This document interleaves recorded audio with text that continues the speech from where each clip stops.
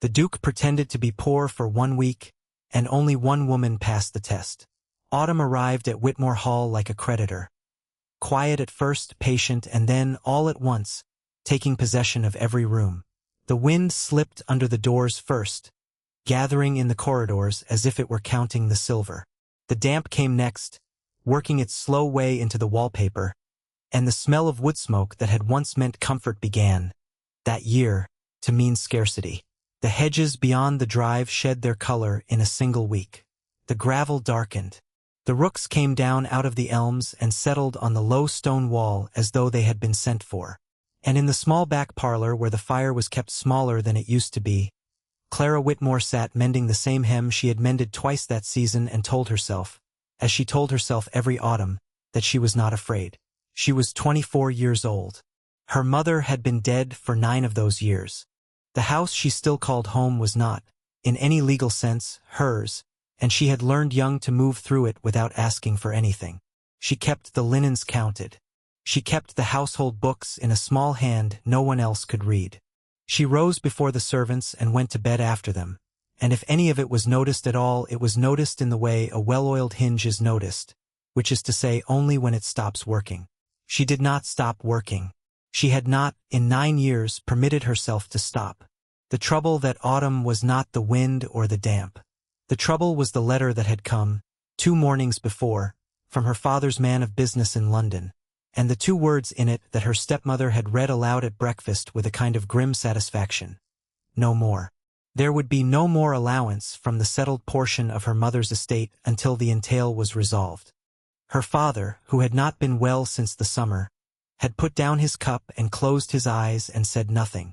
Her stepmother, Helena, had folded the letter twice and tucked it into her sleeve and looked, for the first time in a long while, directly at Clara.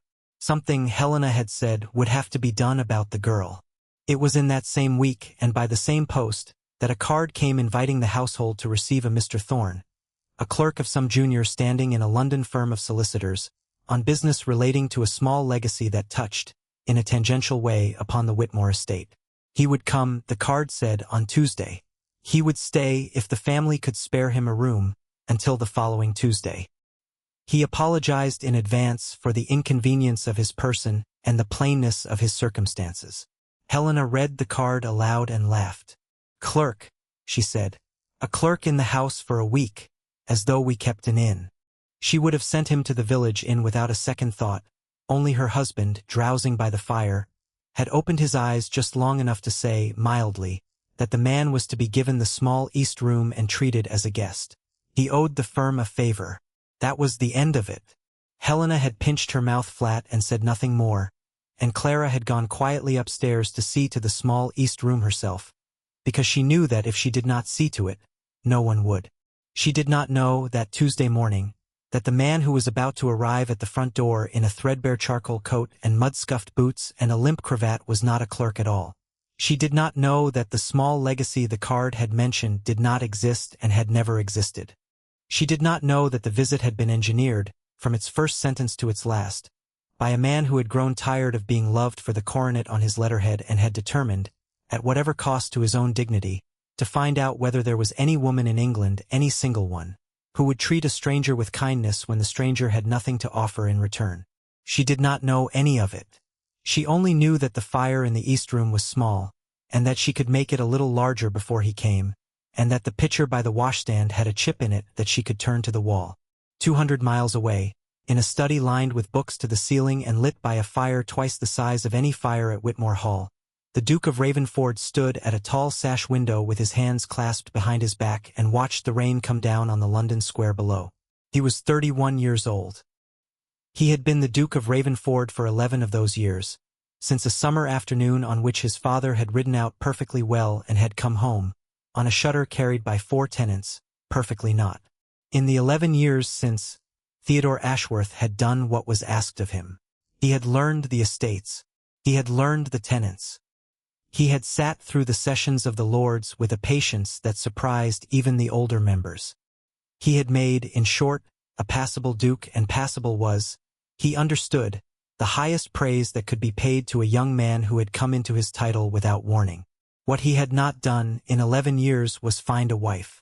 It was not, God knew, for want of candidates. He had had, that spring alone, 7 mothers write to his grandmother on the subject. He had had 2 young women faint in his direction at Almack's. One of them, he later learned, having practiced the collapse at home for a week. He had had a girl of 19 tell him, over supper at his own table, that his eyes were like the sea at Brighton, which was a compliment so plainly rehearsed that he had felt, for the first time in his life, physically embarrassed for another human being. He had, at the end of that spring, put down his knife and fork and told his grandmother that he had had enough. The Dowager Lady Margaret Ashworth was 72 years old and small and upright and, in her grandson's private estimation, the only person in England whose opinion he was still willing to receive without preparing for it.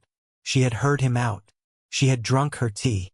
She had set the cup back in its saucer with the small precise click that meant she had made up her mind. And then she had said very quietly that if he was so certain the world only loved his coronet, he ought to take the coronet off and see what happened. He had laughed. He had told her it was impossible. He had said that he could not simply put down 8 centuries of family and go wandering the country like a character in a pamphlet. She had said that she was not asking him to wander. She was asking him for 1 week. 1 week of a false name, a plain coat, a false errand, a false address. 1 week, she had said, in some house where the family had daughters and troubles and enough pride to reveal itself under strain. She had a house in mind, she had said, a house that had once, 30 years ago, been kind to her when kindness had cost them something. The Whitmores of Whitmore Hall. The father was ill. The girl was overlooked. He was, if he wished, to go and find out whether kindness there had died with the mother. He had listened. He had walked to the window. He had watched the rain. And, at last, he had turned back to the small upright figure in the chair by the fire and said, with the smallest possible tip of his head to the right, that he would do it. That was how it came about that, on a wet Tuesday afternoon in October, a hired gig set down a shabby young man of about 30 at the top of the Whitmore Drive, and the shabby young man walked the rest of the way in the rain rather than pay the driver an extra shilling to go up to the door, and stood at last on the flagstones with his hat in his hand and his coat quite ruined and looked up at the plain grey house as if he had never seen anything like it in his life, which was, in a manner of speaking, true. He had never before stood at any door of any house in England as anything other than the Duke of Ravenford, and he found, to his own faint surprise, that his hand shook a little as he raised it to the knocker. The door was opened by a young woman in a plain grey gown who did not, at first, quite look at him. She looked at his boots, which were streaming water onto the flagstones, and at his coat, which was steaming faintly in the cold, and at the small leather case at his feet, which was too shabby to be a gentleman's and too well kept to be a servant's. Then she looked at his face. She had grey-green eyes, he noticed, and a small careful mouth, and freckles across the bridge of her nose that she had plainly not bothered to hide with powder. "Mr. Thorne," she said. It was not a question. "Miss Whitmore," he said, and was startled by his own voice. How ordinary it sounded, how bare of everything he had been trained to put into it. "I fear I have brought a good deal of the road into your hall." "The hall has had worse," she said, without smiling. "Come in. There is a fire in the small parlor. I will send for something hot." He came in. She closed the door behind him. She did not, he noticed, ring for a servant to take his coat. She held out her own 2 hands for it, quietly, as though it were the most ordinary thing in the world. He gave it to her, and something in him, something he could not have named at that moment and would not, for many days, be able to name, turned over quietly in the dark. Helena Whitmore came down the great stair a quarter of an hour later, dressed in a burgundy walking dress with a triple string of garnets at her throat, and stopped 4 steps from the bottom and looked at the young man standing dripping on her hall carpet with an expression that would have peeled paint. She did not, exactly, insult him. She merely made a small movement of her chin, the way a woman might indicate a fly to a footman, and swept past him into the drawing-room, and Clara, who had been holding his wet coat over her arm as though it were the coat of a small tired child, said quietly, "Please forgive my stepmother. She has a cold." And then she said, still quietly, "Come. Your fire will have caught by now." The next 7 days at Whitmore Hall did not, on their surface, contain a single dramatic event. There was no ball. There was no duel. There was no letter opened at breakfast to universal gasps. What there was, instead, was a slow and precise accounting, although only one person in the house knew that an accounting was being kept, of how each member of the household treated a man who had been introduced to them as poor. Helena treated him as furniture. She did not speak to him at meals. She did not acknowledge his good morning. She permitted him a place at the far end of the long formal dining table, 6 chairs from her own, and had the footman set his cover in the plainest china the kitchen kept, and once, on the second evening, sent word by that same footman that Mr. Thorne would not be required at supper as the family was receiving a neighbor. He ate cold pie in the small east room by his little fire and thought, with a bleak precision that was becoming familiar to him, that his grandmother had known exactly what she was doing. Arabella treated him as an entertainment. She came down to the small parlor on the third afternoon in a jewel-blue gown with a lace fichu at the neck and laughed at everything he said for a quarter of an hour, and then, when a groom rode up with a note from Lord Julian Carstairs, forgot Mr. Thorne existed and left the room in the middle of a sentence and did not come back. He had, by that point, already understood her. He had known girls like Arabella at every ball he had ever attended in his own name. He was more interested in the sister who had not come into the room. Clara treated him as a person. He watched her, in that week, the way a man watches something he is afraid to name. He watched her, on the 4th evening, kneel by her father's chair by the drawing-room fire and put a shawl around the old man's shoulders without being asked. Her father was not sleeping well. Her father was not, in truth, going to see another Spring, and Theodore Ashworth, who had lost his own father in a single afternoon 11 years ago, knew this about the man in the chair before the man in the chair had, perhaps, admitted it fully to himself. Clara did not weep over her father. She did not perform his illness for the visitor's benefit. She simply put the shawl around his shoulders and pressed her lips to the top of his thinning gray hair and asked him, very quietly, whether he would like the fire built up. And her father, without opening his eyes, took her hand in his and held it for a moment against his cheek and said, "You are a good child, Clara." And Clara said, "I know, Papa." And that was all. Theodore had had, until that moment, a small last reserve of the old cynicism. He had told himself, on the 3rd day, that she was perhaps only kind because she suspected. He had told himself, on the 4th morning, that she was perhaps only kind because it cost her nothing. He gave up both suspicions that evening in the drawing-room, watching a woman kneel by a dying man in a house that had grown too cold for its inhabitants. There was, in what he was watching, no calculation at all. There could not have been. She did not know he was watching. She did not know anyone was watching. She was doing, in the small warm circle of firelight, precisely what she would have done if the house had been empty.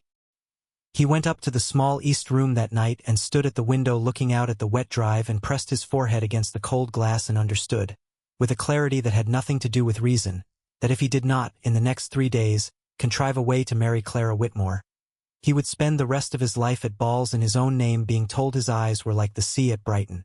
He also understood, in the same breath, that he could not tell her who he was. Not yet. If he told her now, he would never know.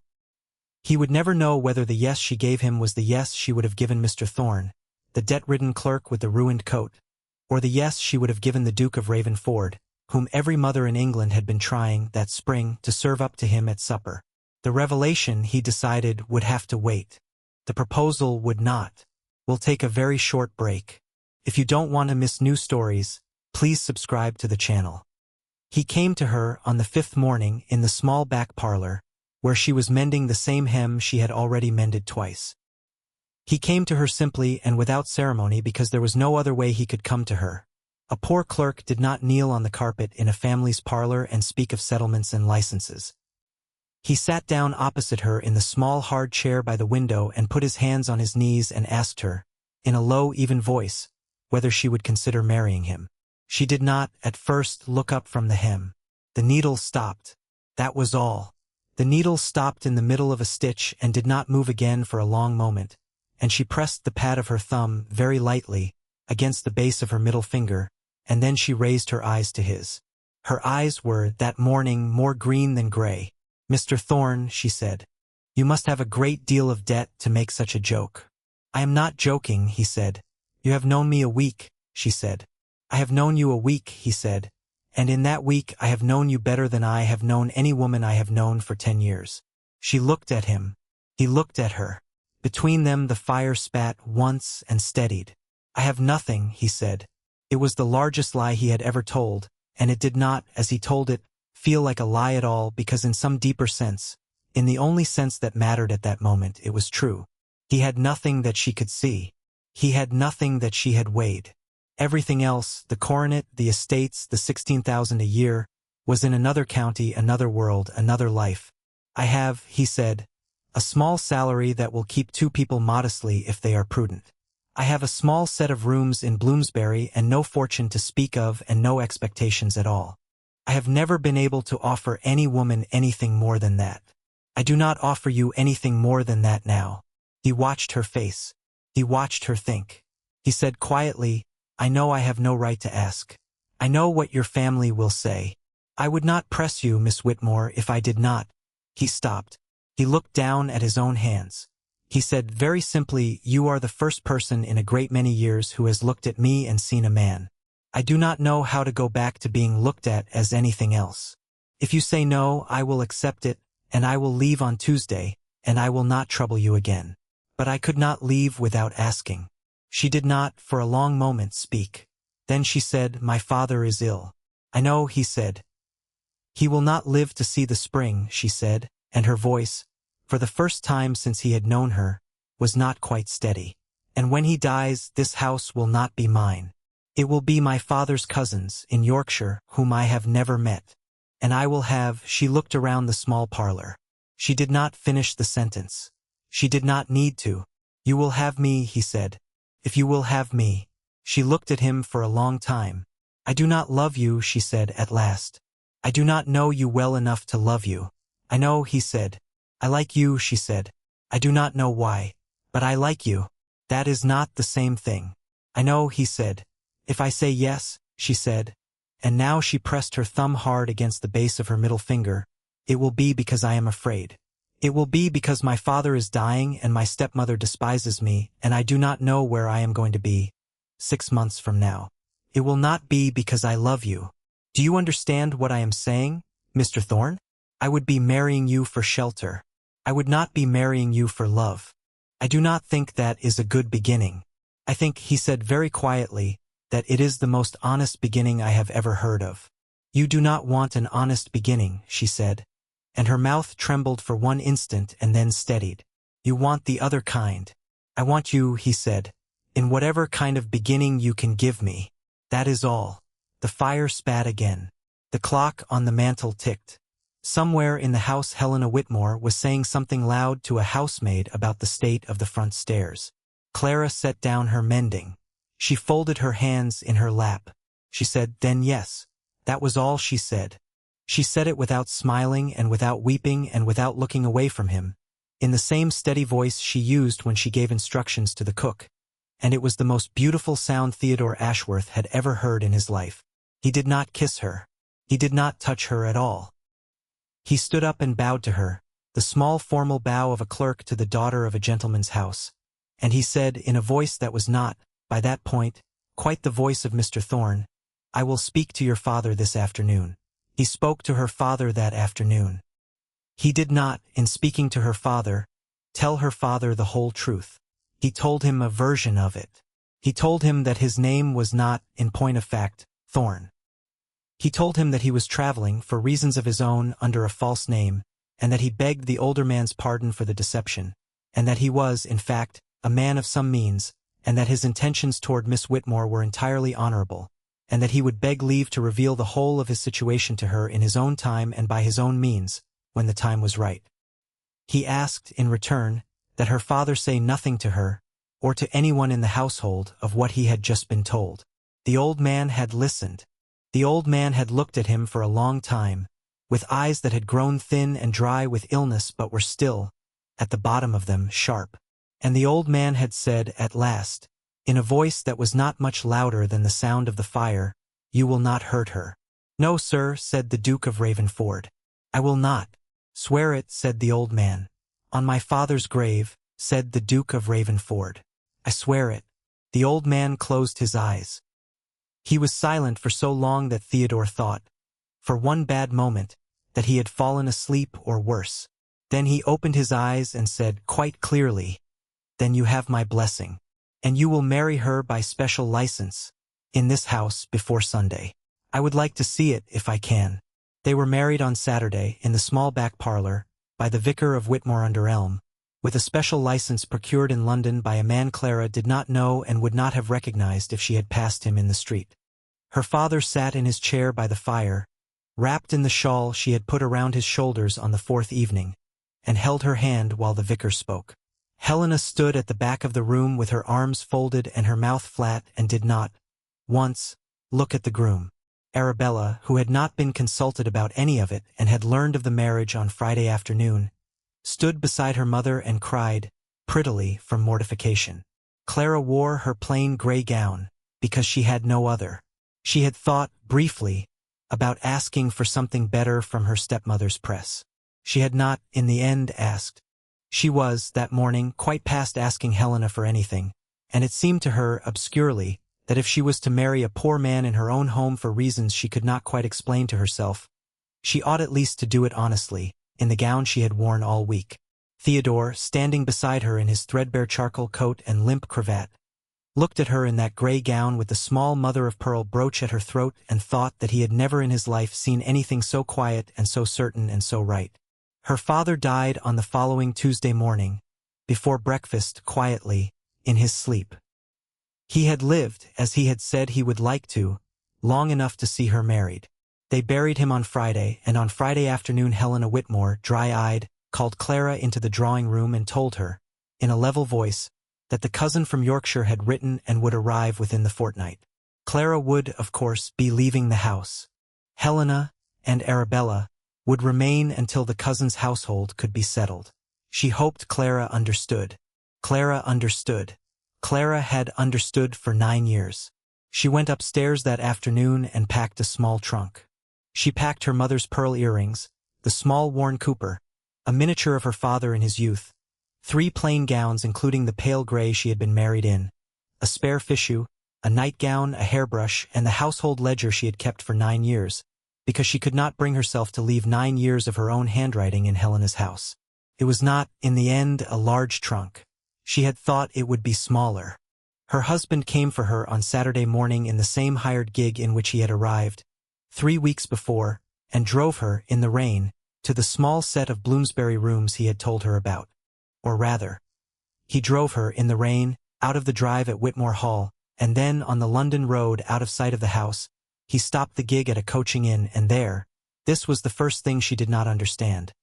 A plain traveling carriage was waiting for them, with a coat of arms discreetly painted over on the door, and a coachman in unmarked livery and 2 grooms behind.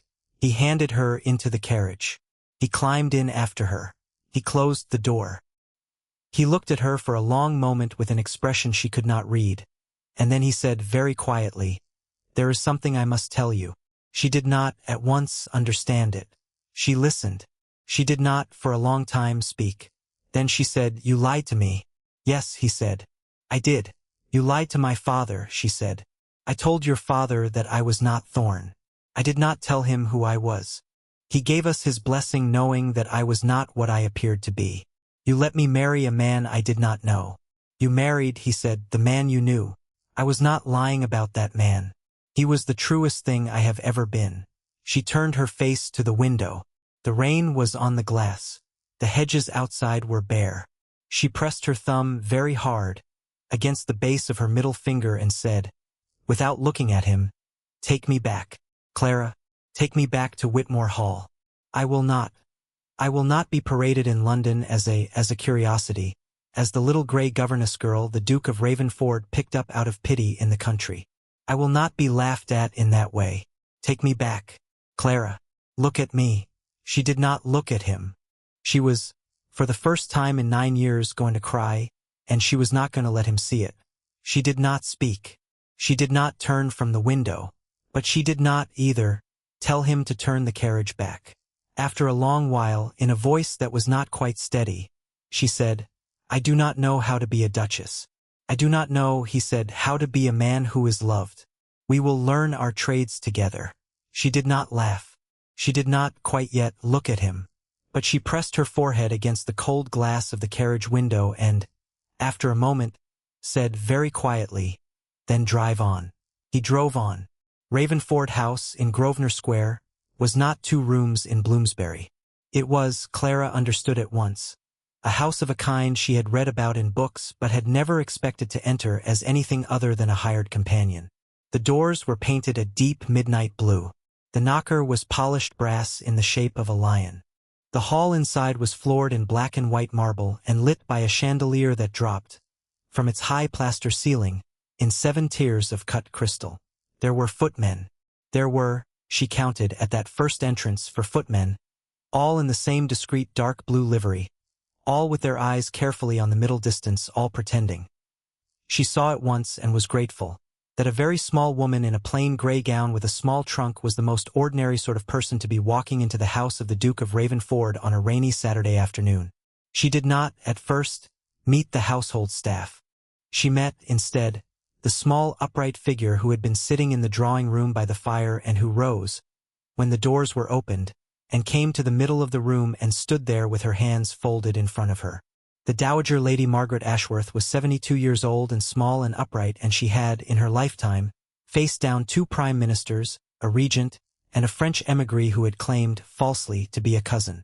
She looked, that Saturday afternoon, at the small pale young woman standing on her Persian carpet in a rain-spotted grey gown with a small mother-of-pearl brooch at her throat, and she looked, next, at her grandson, who was standing beside the young woman with his hand under her elbow and an expression that Lady Margaret had not seen on his face since he was 7 years old, and she said, quite simply, "Well, grandmother," said the Duke of Ravenford, "may I present my wife?" "You may," said Lady Margaret, and she came forward, and she took Clara's cold hands in her own, and she looked at Clara's face for a long moment, and she said, in the tone she had used 30 years before, when she had first come to Whitmore Hall and had been kind, "You have come a long way in the rain, my dear. Sit down. I have had them build up the fire." Clara sat down. Lady Margaret sat opposite her. The Duke, after a moment, retreated to the window because he understood, as he had understood every important thing his grandmother had ever done, that this was not, at that moment, his conversation. "I am told," said Lady Margaret, without preamble, "that my grandson has been very stupid." "I would not," Clara began. "He has been very stupid," said Lady Margaret, "and he knows it. I am also told that you have been very kind to him for a week when you had no reason to be, and that you married him in a plain grey gown in your own parlor with no expectation of anything more than 2 rooms in Bloomsbury.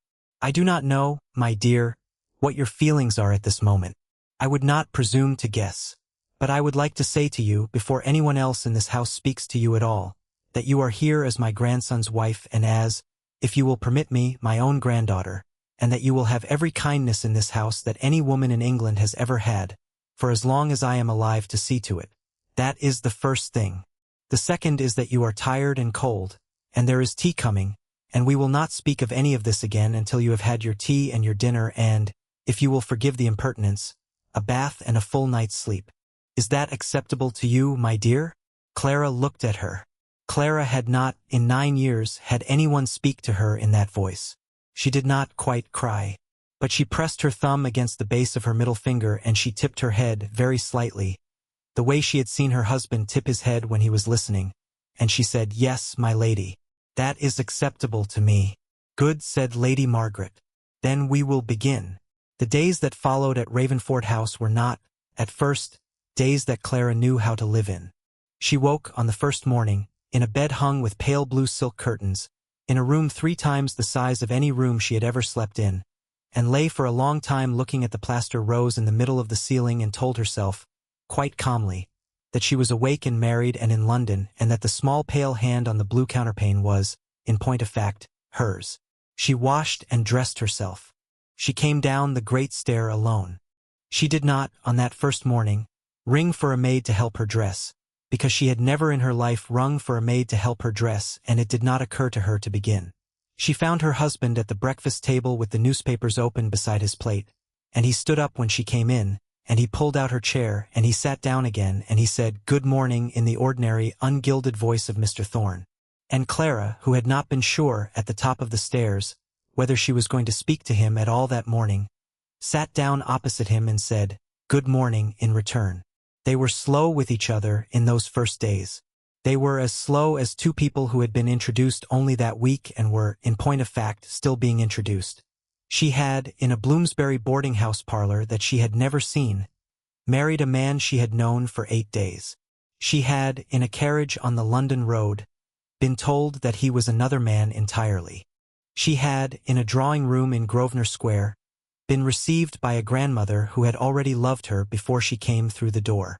It was, all of it, a great deal to hold at once, and Clara, who had learned in 9 years of Helena Whitmore not to expect anything to be easy, did not expect any of it to be easy now. Her husband did not press her. That was the thing, in the end, that thawed her. He did not press her. He did not, in that first week, come to the door of her room.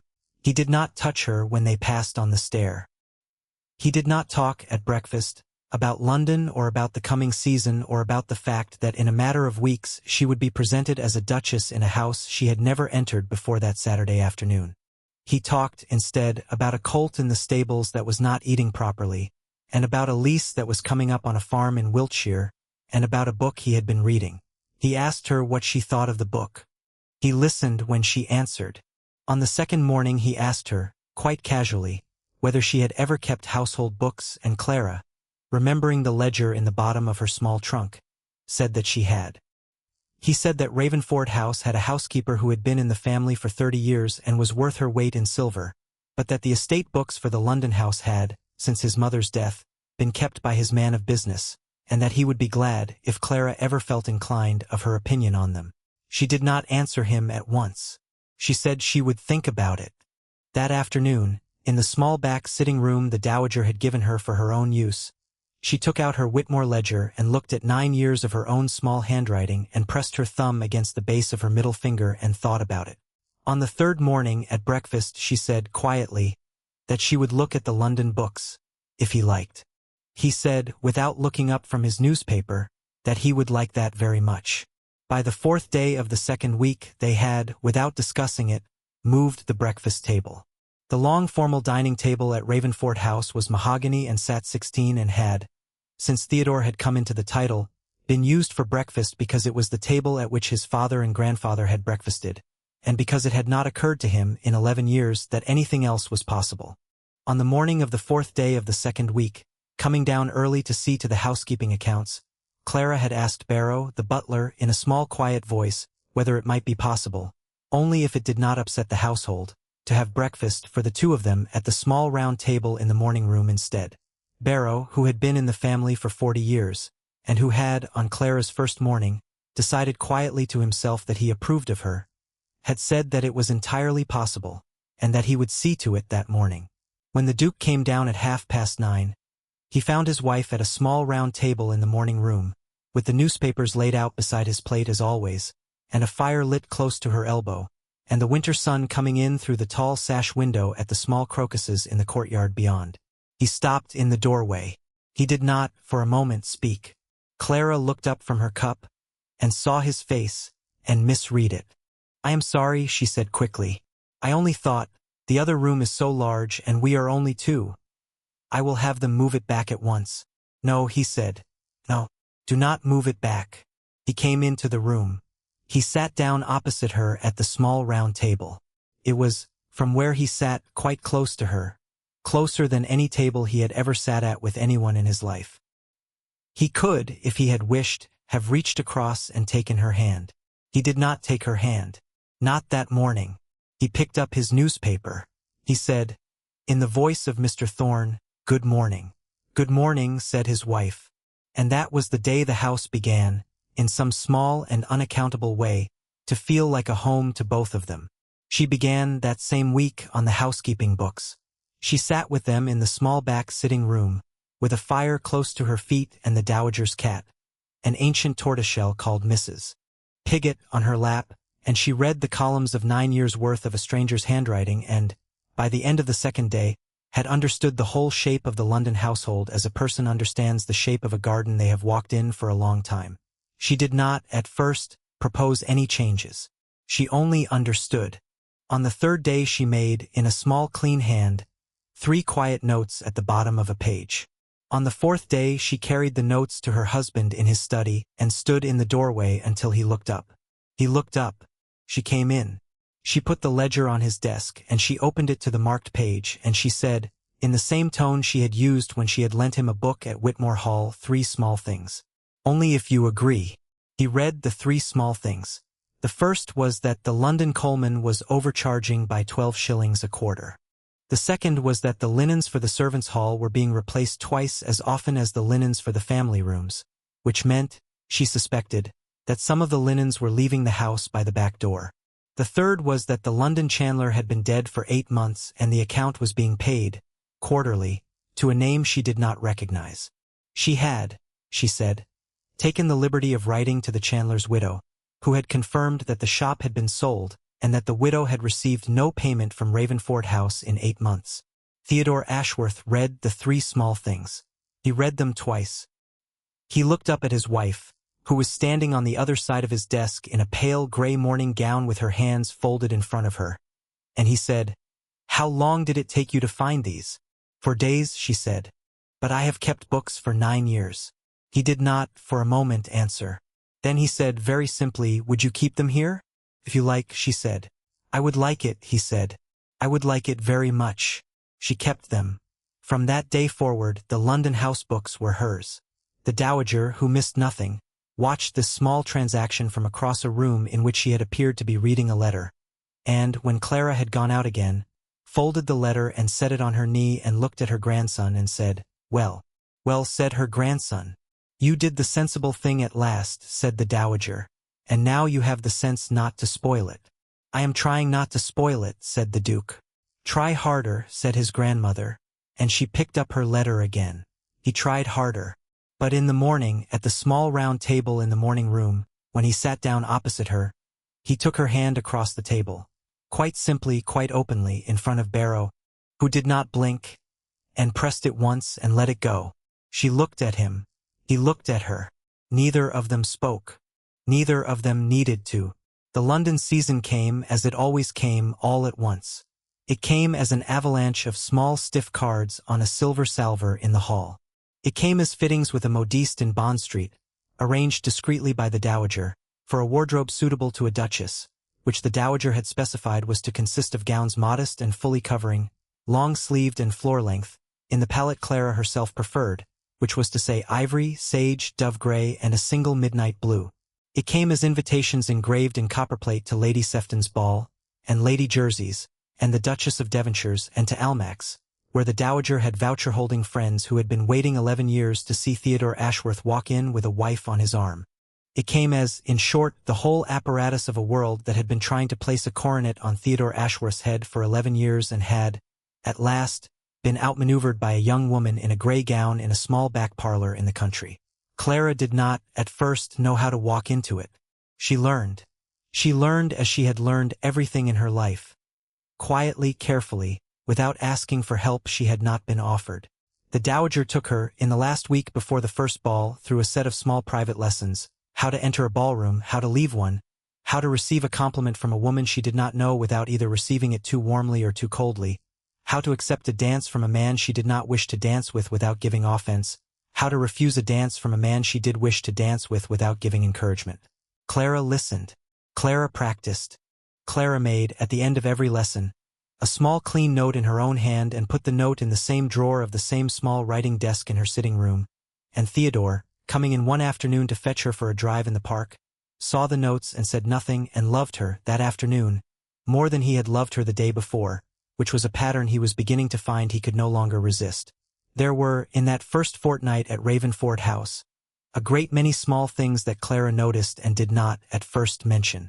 She noticed that the coal in the grates at Ravenford House was of a kind she had never seen at Whitmore Hall, larger lumps, a cleaner burn, an ashy blue-white heart at the middle of the fire that did not spit sparks onto the hearthrug. She noticed that the beeswax used in the drawing-room tapers was of the paler and more expensive sort, so that the whole room, in the evenings, smelled faintly of honey rather than of tallow.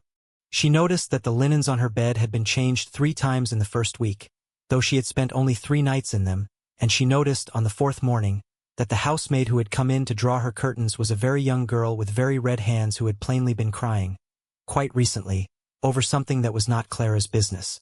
Clara did not, at first, ask. She only, on the way down to breakfast, stopped by the still-room and put a small folded twist of paper, sugar from her own tray, into the pocket of the girl's apron, without saying anything, and went on down the stairs. She noticed that the dowager, on the third Wednesday, without making anything of it, brought down from her own dressing case a small worn leather box, and set the box on the small round table in the morning room, and said, in the voice of a woman making a perfectly ordinary observation, that these had been her own mother's, and had come from a modest jeweler in York, and were not grand at all, but that she had thought, on the whole, that Clara might have a use for them, if Clara liked them. Inside the box were a pair of very small pearl earrings, of the same modest sort as the mother-of-pearl brooch at Clara's throat, and a small pearl and gold locket on a fine gold chain, of the kind that might be worn beneath a fichu without being seen. Clara did not, at first, speak. She put out her hand and touched the small pearl with the tip of one finger. Then she put the tip of the finger against the base of her middle finger and pressed hard, and then she picked up the earrings, and she said, quietly, that she would wear them that afternoon. She noticed, in short, that a great many people in that house had, without being told to, decided to be kind to her. She was not, in her 9 years at Whitmore Hall, accustomed to that. She learned, in the 5th week, to ride again. She had ridden as a girl. She had ridden a small placid mare called Biscuit up and down the lanes of Whitmore-under-Elm from the age of 8 to the age of 15, and she had stopped riding at 15 because Helena had said, one Sunday afternoon, that a girl of Clara's coloring was made ridiculous by exercise and would do better to sit indoors and improve her plainer parts, and Clara had, without argument, given up Biscuit. Biscuit had gone to a neighboring farmer. Clara had not been on a horse in 9 years. Her husband, learning this by accident over breakfast on a Tuesday, did not, for a moment, answer. He set down his cup. He looked, for one instant, at his own hands. Then he said, without lifting his eyes, "The stables here have a chestnut mare called Primrose who is 15 years old and has never in her life bitten anyone or shied at anything, and whom my grandmother rides once a week when the weather is fine. If it would please you, I could have her brought round after breakfast." Clara, whose knowledge of horses had grown thin in 9 years but whose knowledge of husbands was growing quickly, understood at once that this was not a suggestion but a small, careful offering, made across a small round breakfast table in a morning room at 9:30 on a Tuesday morning in February, and she said, quite simply, "Yes, please." She rode, after that, every morning that the weather permitted. Sometimes the dowager came out as far as the stable yard to watch, leaning on her silver-topped ebony cane. Sometimes she did not. Sometimes she watched from her upstairs window, with a small satisfied set to her mouth that no one saw but Barrow, who saw everything. She saw to it. That was another thing Clara did not, at the time, fully understand. But Lady Sefton had, at 71, decided in a small back alcove at Devonshire House that she liked Clara Whitmore Ashworth, and Lady Sefton's liking, in London in that year, was worth rather a great deal. There was, in that same week, a small quiet interview with the housekeeper, a Mrs. Grimshaw of 30 years' standing. Mrs. Grimshaw came in on a Wednesday morning, at the Duchess's request, and stood upright in the middle of the small back sitting-room in her black bombazine gown and her spotless white cap, and looked at the small pale young woman in the pale grey morning gown, and prepared to be, respectfully but immovably, herself. Mrs. Grimshaw had been housekeeper of Ravenford House for 30 years. Mrs. Grimshaw had been housekeeper under the late Duke's mother, who had, by all accounts, been a Tartar. Mrs. Grimshaw had no intention of being, at the age of 62, remade by a country girl in a plain grey gown. Clara, who had understood every one of Mrs. Grimshaw's private intentions the moment Mrs. Grimshaw had come through the door, did not sit her down and did not offer her tea and did not, above all, try to be kind. Clara stood up. Clara said, "Mrs. Grimshaw, please sit down." Mrs. Grimshaw sat down. Clara said, "I have been looking at the books. You have kept this house for 30 years to a standard I could not, in a lifetime, hope to improve upon. I have 3 small things I have noticed, which I do not think are your fault but which I think it would be sensible for us both to look at. I would be grateful for your view of them." She named the 3 small things. She named them without accusation. Mrs. Grimshaw, who had been prepared to be immovable, was, halfway through the second of the 3 small things, sitting very upright in her chair with a slight flush on her sharp cheekbones.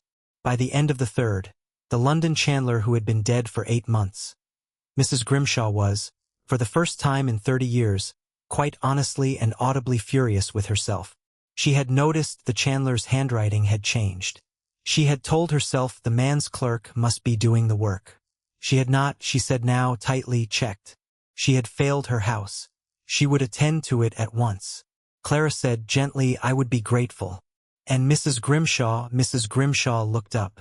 Clara said, "I would very much like to sit down with you once a week at whatever hour suits you and go over the books together. I have no intention of taking them from you.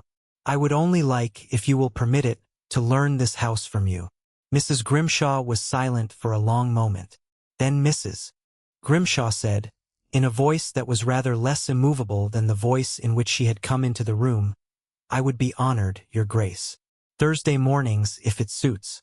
"Thursday mornings," said Clara, "will suit very well." Barrow, who had been listening at the door on entirely legitimate business, heard the whole of this exchange and reported it that evening in strict confidence to the dowager, who said, "Well," and folded her hands in her lap, and was silent for a moment, and then said, "Yes, she will do. She will do very well."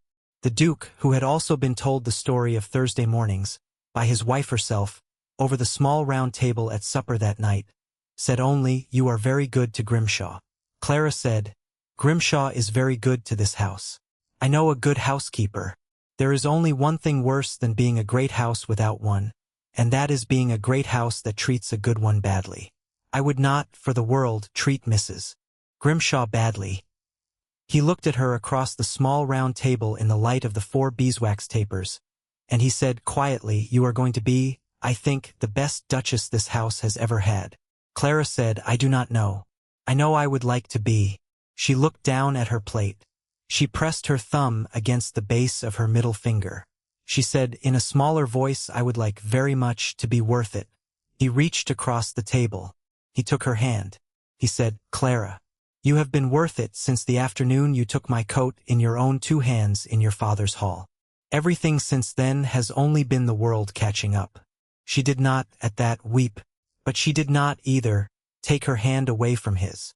She held it there on the small round table between them, and she looked at him across it, and after a moment she said, "Then we will do it together."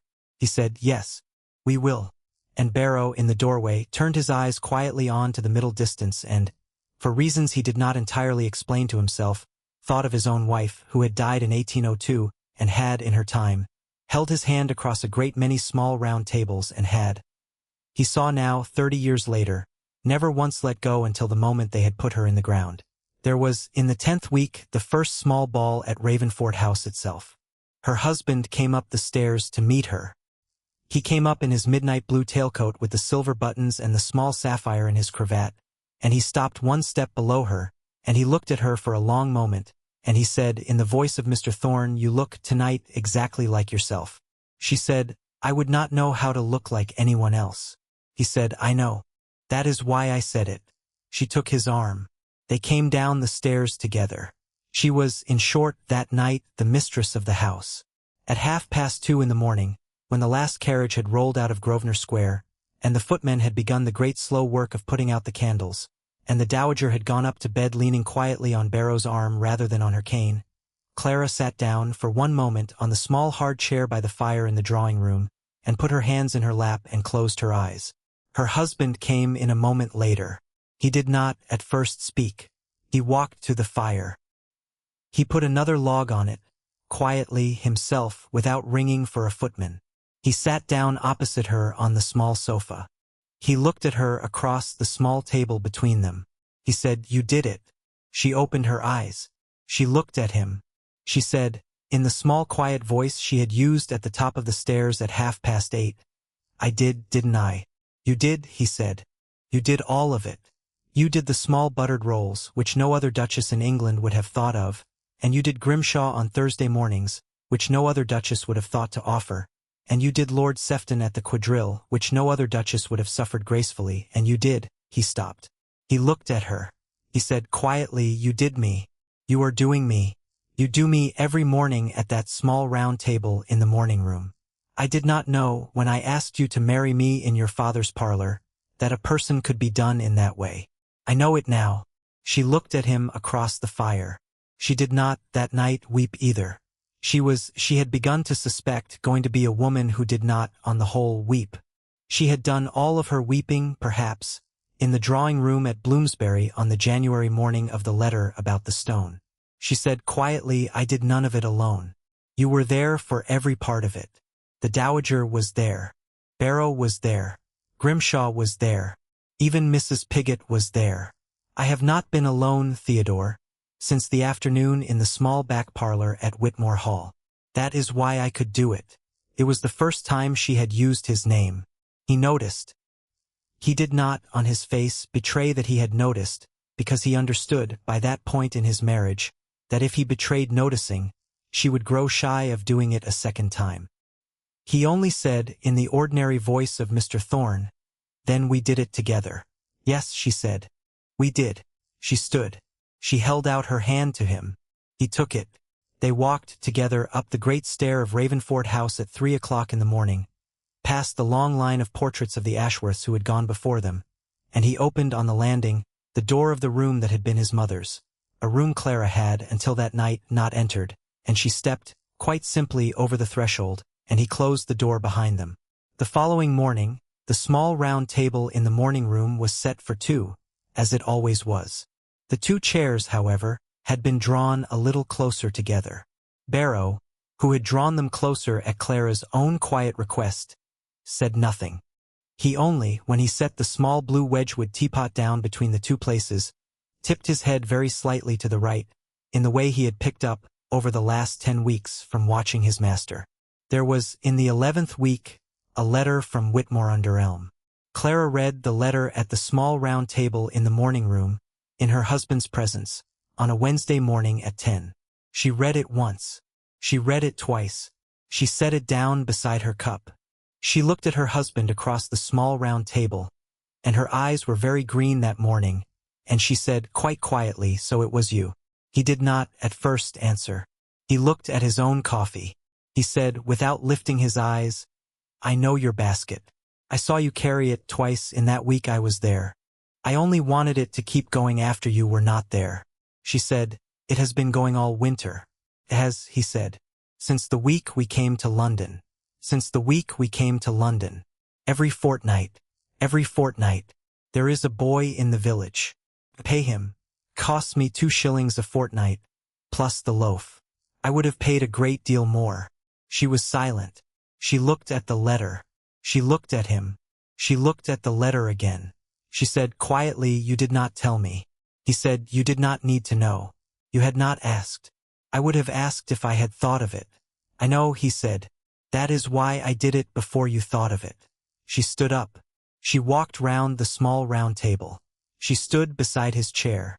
She put her hand very lightly on the back of his neck, under the close-cropped dark brown hair with the faint silver at the temples, and she bent, and she pressed her mouth against the top of his head, quite simply, the way she had once pressed her mouth against the top of her father's thinning gray hair in a drawing-room at Whitmore Hall. She said, into the top of his head, "I have never in my life been kept as you keep me." He said, into the sleeve of her pale sage morning gown, "I have never in my life kept anything before I kept you." They stood like that in the morning room at Ravenford House for a very long time. Barrow, who had been on his way in with fresh coffee, quietly reversed course in the passage, and did not come back for a quarter of an hour, and did not, that day, mention to anyone that the coffee had gone cold in the pot before it had reached the room. The London season, once it had truly begun, was the small deep test that both of them had, without saying so, been waiting for. It began, as such things always did, obliquely. There was a small paragraph in a Sunday paper in the 3rd week of April which noted, in the arch tone of such paragraphs, that the young Duchess of R.D. had made a great many friends among the older matrons of the London world, and rather fewer among the younger and hungrier ones, and that this fact was, the paragraph implied, a small warning of something. The paragraph did not say what. It did not need to.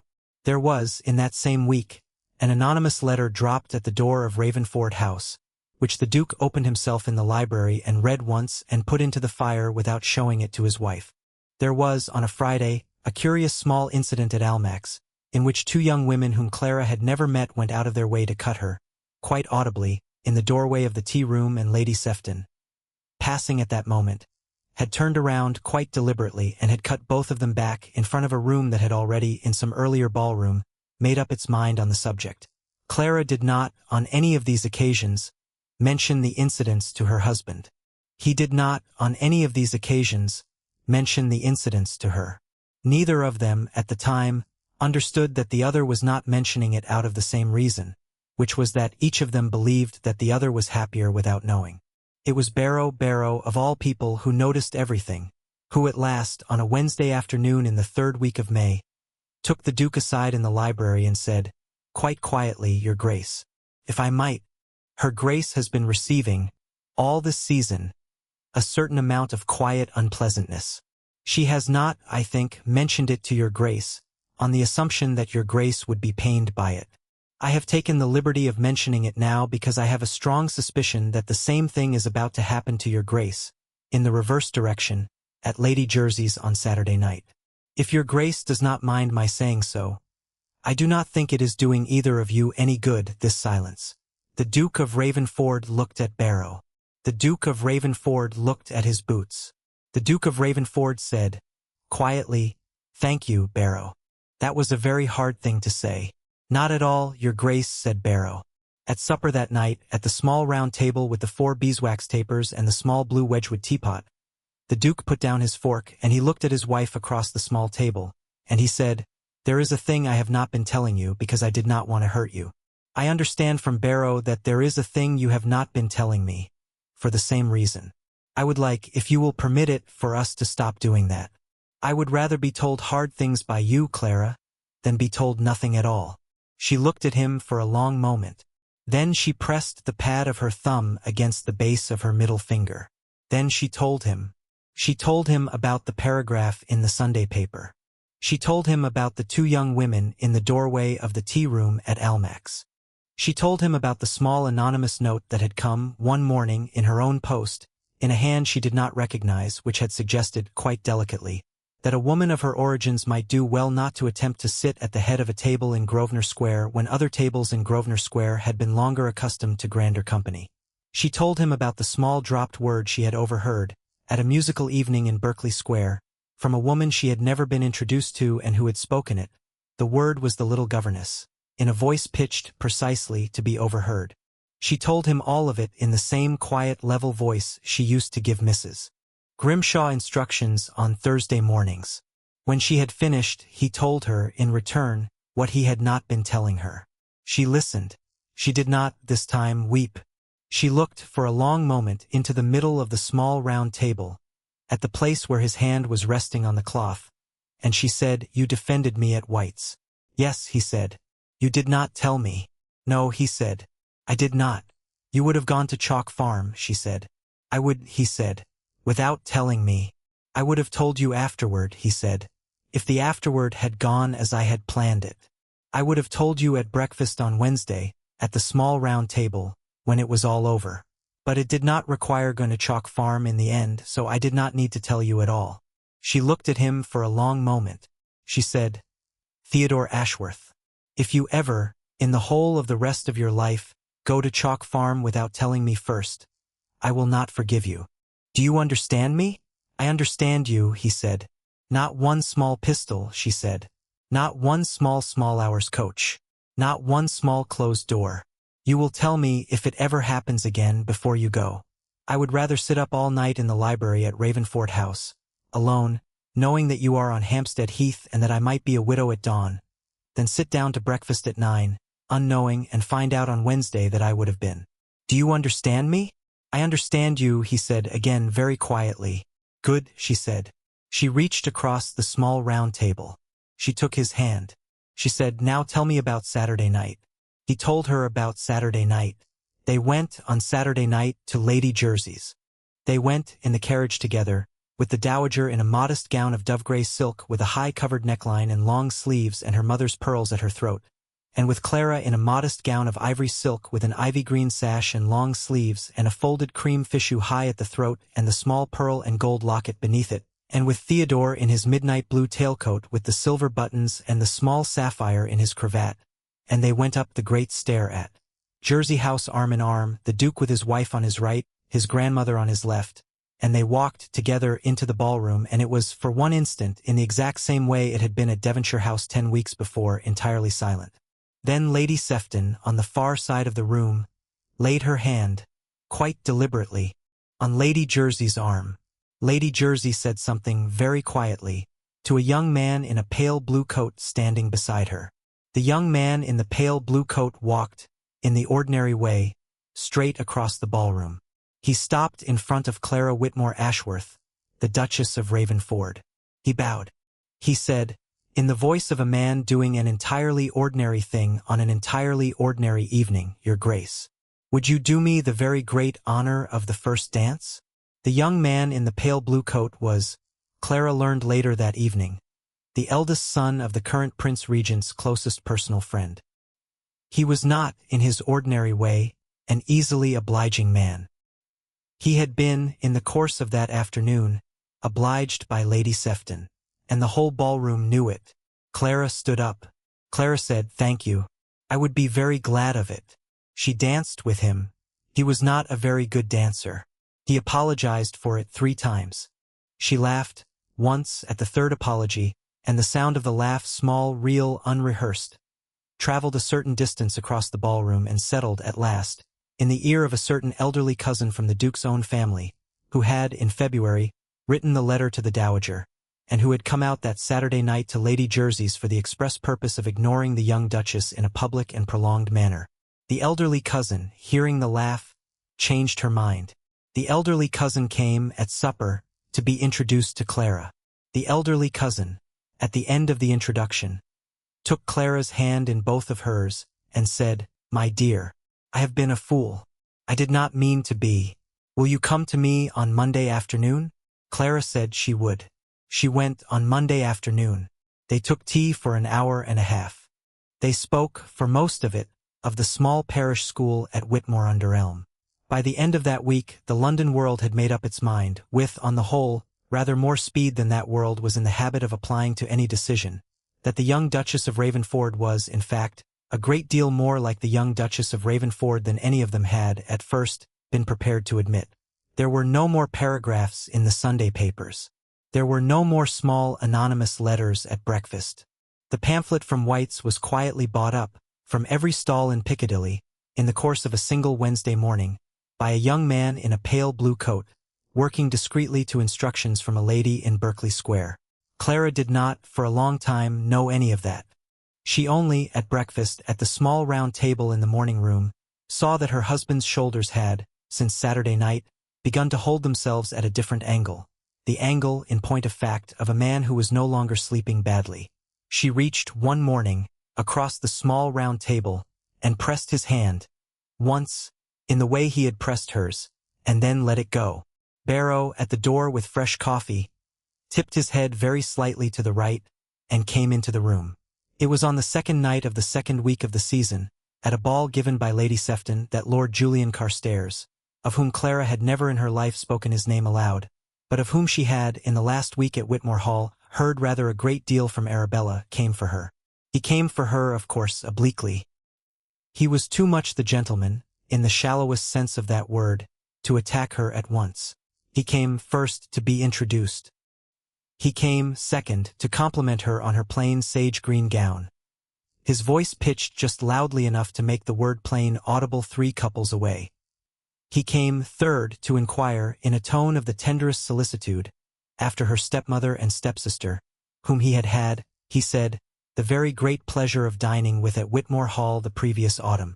Clara answered him levelly, as she had been taught, in a voice so quiet that he was obliged, twice, to bend down to hear her. She saw the flicker of irritation at the corner of his eye. She had been the daughter of Helena Whitmore's house for 9 years. She knew the exact face a proud man made when a woman he had come to humiliate refused to raise her voice. He waited a week.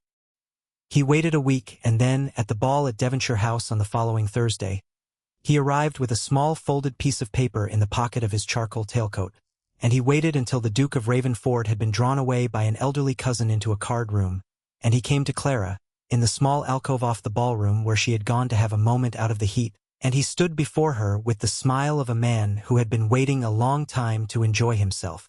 "Your Grace," he said. It was the first time he had used her title. There was a small precise emphasis on the second word. "Lord Julian," said Clara, and did not stand up. "You will forgive my intrusion," he said. "I would not have troubled you in the ordinary way of things.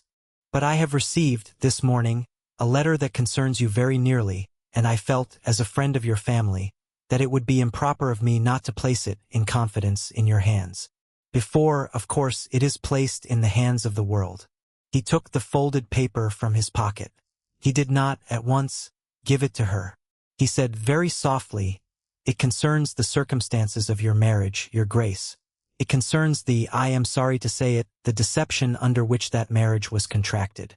It concerns, in short, whether the woman standing before me at this moment is, in law and in the sight of God, the Duchess of Ravenford at all, or whether she is, in fact, the abandoned wife of a certain Mr. Thorn of no fixed abode, a man who existed only in the imagination of a duke who wished, for reasons of his own private amusement, to trifle with the affections of a poor country miss." He held out the paper. He was smiling. Clara looked at the paper. Clara had, for one moment, the sensation of a person standing on a very high place at the edge of a very great wind. She thought, with a strange dry clarity, that this exact moment was the moment for which her stepmother had been preparing her, without either of them knowing it, for 9 years. She thought of her father in his chair by the fire with the shawl around his shoulders. She thought of the small round table in the morning room. She thought of her husband's hand across it, pressing hers once and letting it go. She did not take the paper. She stood up. "Lord Julian," she said, and her voice, though very quiet, carried in the alcove in a way it had not carried before. "You will keep your paper. You will not need it, either now or later, because everything you have written on it has been known to me, and to my husband, and to my husband's grandmother, since the day of our marriage. There is no deception in this house that has not already been confessed and forgiven within it. There is nothing you can tell the world about my marriage that my marriage has not already told itself. You have come here tonight, my lord, not because you have information but because you have been refused something you wanted, and you have brought that refusal in your pocket in the shape of a piece of paper. Keep the paper. Give it to whoever you like. It will not mean tomorrow morning what you think it will mean tonight." He stared at her. He had not, in all his careful planning of that quiet alcove, prepared for that. "You would do well, madame," he said, in a voice that was suddenly not quite as smooth as it had been, "to remember to whom you are speaking. I have friends in this room. I have friends who will read this paper aloud at supper before an hour is out if I ask them." "Then ask them," said Clara. "You would ruin yourself," he said. "You would ruin yourself," said a new voice very quietly, from the door of the alcove. Theodore Ashworth had come back from the card room 3 minutes before. Theodore Ashworth had, quite calmly, walked the length of the ballroom, following the small trail of turning heads and half-hidden whispers that always followed a man like Julian Carstairs when he was preparing to enjoy himself, and Theodore Ashworth was now standing in the doorway of the small alcove with his hand still resting on the doorpost and his blue eyes fixed on Julian Carstairs' face with an expression that made 3 separate onlookers, standing at various distances in the ballroom, beyond, decide independently and simultaneously that they would rather be somewhere else. He did not raise his voice. He said, in the voice of a man who was in no hurry at all, "Lord Julian, I understand that you have a paper in your hand which concerns my wife." Julian Carstairs, who was not a coward but was also not a fool, did not answer. "Give it to me," said the Duke of Ravenford. Julian Carstairs, after a long moment, gave it to him. The Duke read it. He read it standing in the doorway of the alcove, with his wife standing very upright behind him and his one hand still on the doorpost, and while he read it the ballroom beyond went, in the way that ballrooms do at such moments, very quiet in a very particular direction, the direction, that is to say, of the small alcove. He read it once. He read it twice. He folded it once very neatly, and then he turned, still without raising his voice, and walked out of the alcove and into the ballroom, and stopped in the middle of the floor, in the exact patch of parquet where a moment before a set had been forming, and looked slowly around the room. He said, into the entire silence of a ballroom that had turned, without meaning to face him, "My friends, I am told that a story has come, this evening, to be circulated about my wife. It is a story I would prefer to tell in my own words, before it is told for me in the words of others. If you will forgive the interruption, I will tell it now." Someone dropped a glass in the far corner. No one else made a sound. He did not look at Clara at first. He looked at the room. "I chose her," he said, "not for her fortune, because she had none. I chose her not for her family, because her family had, by that point, decided they could do without her. I chose her not for her name, because her name was to pass that Michaelmas into a house that would not remember it a year later. I chose her not for her beauty, as your ballrooms count beauty, though those of you who have looked at her know already what I mean by that. I chose her not for her connections, because she had none. I did not bring her. I chose her not for her wit at a dinner table, though she has that, and you will find it out at your leisure. I chose her," he said, and now, for the first time, he turned and looked at her, and his voice, which had, to that point, been the voice of a man addressing a room, became something else, softer and steadier and more terrible, because on the first afternoon I came to her father's door as a poor man in a ruined coat. She took the coat from my shoulders in her own 2 hands, as if I were a small tired child, because on every morning that followed, she saw to it that a fire was made up in the room of a man she had been told was a clerk of no consequence, because she carried bread down a muddy lane to a widow whose sons were coughing, and she carried it every second day, and she did not tell anyone she was doing it, and she did not ask permission of the woman who kept the household stores, because when I asked her to marry me for shelter, and I did ask her to marry me for shelter, and she knew that was what she was being asked, and she said yes anyway. She said yes in a plain gray gown in a small back parlor with no expectation of anything at all beyond 2 rooms in Bloomsbury. And she meant it. And I knew, in that moment, that in 11 years of London ballrooms I had not met one other woman in England who would have meant it. That is why I chose her. That is the only reason I chose her. Anything you have been told to the contrary, my friends, this evening or any other evening, in the form of a paper or a whisper or a raised eyebrow across a supper table, is a lie. She has been the Duchess of Ravenford, in every sense the law of England or the law of heaven or the law of my own soul knows, since the moment we spoke our vows in the small back parlor at Whitmore Hall. She is the Duchess of Ravenford now. She will be, God willing, the Duchess of Ravenford at my grave. And any man— Here he turned back to Lord Julian Carstairs, who was still standing, quite pale, in the door of the alcove. "Any man in this room who wishes to dispute that with me is welcome to do so, at any hour of any day, at any place of his choosing. I am, as you all know, easy to find." There was, for one very long moment, no sound at all in the ballroom. Then Lady Sefton herself, Lady Sefton, whom no one had asked, and who was, by that point in her life, not in the habit of being asked, took 2 small precise steps forward and turned to face the room and said in the driest and most audible voice of her long career, "I have known Ravenford since he was 7. I have never heard him make a speech before. I am inclined, on the whole, to believe him." And then Lady Sefton crossed the floor in her small precise way, and she took Clara Whitmore Ashworth, the Duchess of Ravenford, by both hands, and she kissed her once on the cheek, in front of a ballroom that would remember it for 30 years. The applause, when it came in a wave. Julian Carstairs, in the door of the alcove, said nothing. There was, by that point, nothing that a man in his position could say. He turned. He left the room. He was seen, on the following Monday, to have gone rather suddenly to Paris. He was not seen again in London for 2 seasons. The paper, which the Duke had folded once in the alcove, went into the fire in the library at Ravenford House the following morning, in the presence of the Duchess, the Duke, and the Dowager, none of whom afterward spoke of it again. Theodore Ashworth took his wife home from Devonshire House that night in the same carriage in which, 3 months before, he had told her his real name on the London road. He did not, on the way home, make a speech. He had, he considered, made enough speeches for one evening.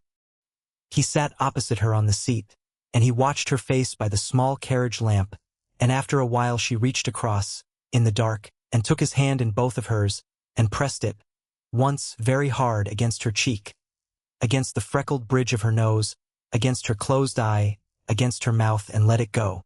He said very quietly, "Will you dance with me when we get home?" She said, "There is no ball at home." He said, "There is a hall floor. There is a fire in the library. My grandmother's cat plays the piano rather badly if you leave the door open. I think we can contrive a ball between us." She laughed. It was the first time he had heard her laugh. Really laugh, not the small courteous laugh she had learned to use in ballrooms, and he thought, sitting opposite her in the carriage on the way home from the largest public triumph of his life, that he would spend the rest of his life engineering opportunities to hear that particular laugh again.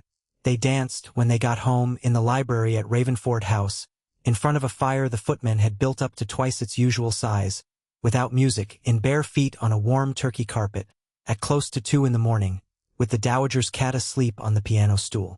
He put his hand at her waist. She put her hand on his shoulder. They did not, at first, know how to move together. They learned. They learned quickly. By the third turn, they were laughing. By the fourth, they were not laughing, they were quiet, and his forehead was against her forehead, and his hand had come up to the back of her neck, under the small coil of her hair, and she was pressing the pad of her thumb against the base of her middle finger, but with her hand, this time, resting on his chest, and after a very long moment he bent his head, and kissed her, quite simply, on the mouth. It was not a large kiss. It was not, in its way, a dramatic one.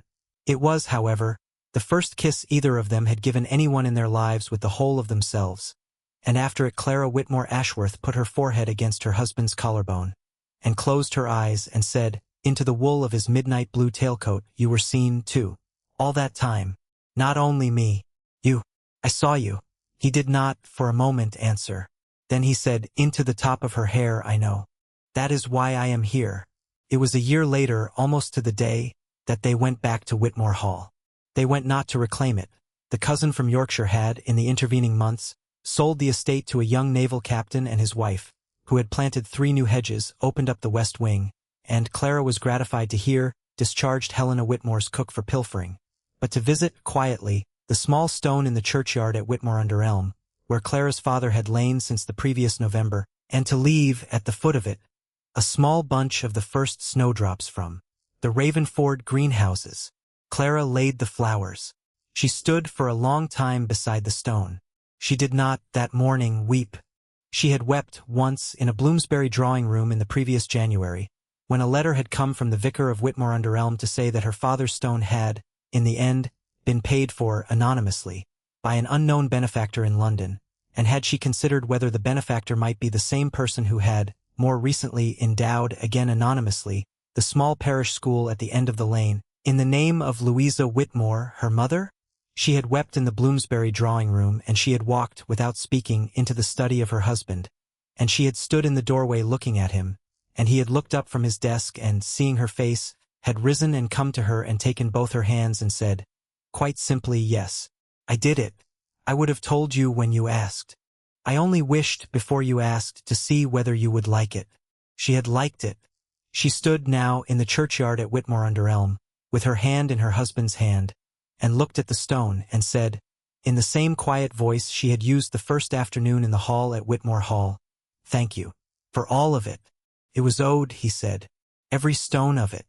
They walked back to the carriage together. As they passed the low stone wall by the lane, Clara stopped and knelt for a moment in the muddy grass, and left on a flat stone by the wall a small covered basket she had brought from Ravenford, a fresh loaf, a paper of tea, a small piece of good ham, and a folded twist of sugar. The widow Marston's 2 little boys, she had heard, were now big enough to be out at plough, and did not any longer cough. But it seemed to her that morning that a loaf and a paper of tea, left on a flat stone by a wall in Whitmore-under-Elm, was the thing she had come, in the end, to leave there. She stood up. She dusted her hands. She looked, one last time, at the plain grey front of Whitmore Hall in the middle distance. "I was invisible in that house," she said, quietly, to her husband. "I know," he said. "You saw me," she said. "I did," he said. "Even when you thought you were invisible." "I did." She took his arm. They walked back to the carriage together, and the carriage carried them, in the pale English sun of a February morning, out of the drive at Whitmore Hall and away from it forever. There was, later that summer, one afternoon that Clara Whitmore Ashworth remembered, for the whole of her life afterward, as the afternoon on which she had understood that she was, at last, at home. It was a Saturday. It had rained in the morning and cleared by 2. The dowager had gone out, in the small closed carriage, to pay a call on an old friend in Cavendish Square. Mrs. Grimshaw had gone down, with 3 of the housemaids, to receive a delivery of linens. Barrow had gone across the square, on some small errand of his own that he would not, when asked, entirely explain. The house at Ravenford, for the space of 1 hour, was as quiet as it had ever been. Clara was in the small back sitting-room with the London house books. Her husband came in without knocking. He came in his shirt-sleeves with a book under his arm. He did not, at first, speak. He crossed the room and he sat down on the small hard chair by the window, in the exact posture in which he had sat, in the small back parlor at Whitmore Hall, on the morning he had asked her to marry him. He looked at her across the small work-table between them, at her small pale hand resting on the open ledger and at her small pale mouth set in the small careful line it always set in when she was thinking, and he said quietly, "I have been thinking." She said, "What have you been thinking?" He said, "I have been thinking that I would like, if you will permit it, to give a dinner in this house for a very small number of people. The vicar of Whitmore-under-Elm, the widow Marston and her 2 boys, the young naval captain and his wife who bought the estate, Mrs. Grimshaw." Barrow, sitting down like a Christian and not standing behind a chair. "My grandmother, the 3 young matrons you liked at the small ball, Lady Sefton if she will come, and you and me. That is all. 15 at table. In this house. In November when the leaves come down. What do you think?" She looked at him for a long moment. She said, "Theodore, that is not a London dinner." "No," he said. "It is not. That is a," she said. She did not, at first, have a word for it. She thought for a moment. She said, "That is a house." "Yes," he said. "That is what I have been thinking. I would like this to be a house." She looked at him. She looked at him across the small work-table in the small back sitting-room in the small quiet hour of a Saturday afternoon. She said, "Then let us give the dinner." They gave the dinner. They gave it, as he had said, in November, when the leaves had come down. The widow Marston and her 2 boys came up on the mail coach and were put, all 3, in a small warm room off the nursery, and the widow Marston, who had, until that November, never in her life slept under a slate roof, did not, that first night, sleep at all from sheer wonder at the plaster rose in the middle of the ceiling. Mrs. Grimshaw sat at Clara's left hand and was, 3 separate times, addressed as Grimshaw by the dowager, who had never in 30 years used any other name, and who did not intend to begin now. Barrow sat, in a black coat of Clara's own quiet ordering, at the foot of the table beside Lady Sefton, who, to his immense embarrassment, spoke to him for the entire second course as if he had been a lieutenant general of her own acquaintance. The young naval captain, on Clara's right, told her that he had, on going through the papers of the estate, discovered an unpaid bill from a Whitmore-under-Elm cobbler dating from her mother's time, and that he had, without asking her permission, paid it, because it had seemed to him the sort of thing her mother would have wished paid. Clara had, at that, briefly closed her eyes. The vicar said grace.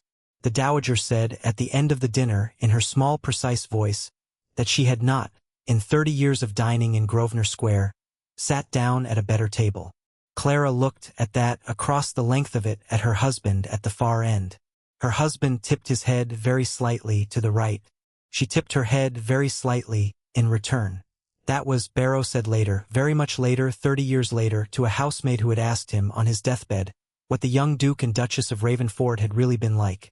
That was the night on which he had understood, at last, that the house was going to be a happy one, and that he could, if he wished, stop worrying about it. He had not, he said, entirely stopped worrying because worrying was the whole of his profession. But he had, that night, stopped worrying about them. There is one last thing to say, before we come to the flowers on the stone at Whitmore-under-Elm. There is a small round table in the morning room at Ravenford House to this day. It is, in point of fact, the same small round table that Barrow had brought up out of the housekeeper's own private sitting room, at the young Duchess's quiet request, on the morning of the 4th day of the 2nd week of her marriage. It has, on its top, the same faint ring the small blue Wedgwood teapot used to leave on it, before Clara Ashworth learned to put a small folded napkin between the pot and the wood. The chairs beside it, two of them, drawn a little closer together than any other two chairs in the house, are the same chairs Barrow drew up on that same Wednesday morning. If you were to walk into the morning room at Ravenford House now, on a winter morning at 9:30, you would find at that small round table the current Duchess of Ravenford, a great-great-granddaughter in the direct line of Clara Whitmore, reading the newspapers over her husband's shoulder while a footman set down a small blue Wedgwood teapot between them, which is not the same teapot, but which was made, the current Duchess will tell you if you ask, to the exact pattern of the original, because the original was broken in 1863 and the family had, by then, become so attached to the pattern that they had had it made again from memory. There is, in the family gallery, a small oil portrait, not much larger than a prayer book, of a pale young woman in a plain gray Regency gown with a small mother-of-pearl brooch at her throat. She is not smiling in the portrait. She is looking, rather, faintly to the right of the painter at something outside the frame.